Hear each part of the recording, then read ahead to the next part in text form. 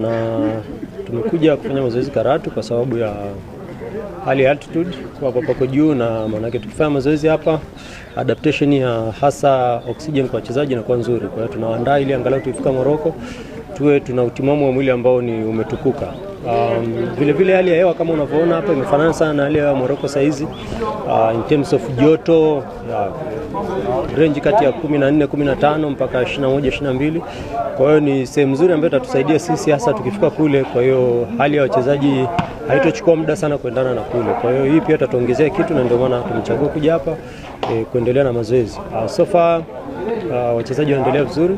Kuna labda mchezaji mmoja wawili ambao bado hawajaripoti kambini, lakini tunatarajia hivi siku 2-3 watafika ili tuweze kuwa kamili, na maandalizi yetu yanaendelea vizuri. Kila mchezaji yuko kwenye hali nzuri. Kuna injury 2-3 lakini tunazimanage vizuri. Kwa hiyo tunaamini kabisa mpaka siku tunaondoka hapa tutakuwa tuko tayari na kila mtu atakuwa vizuri.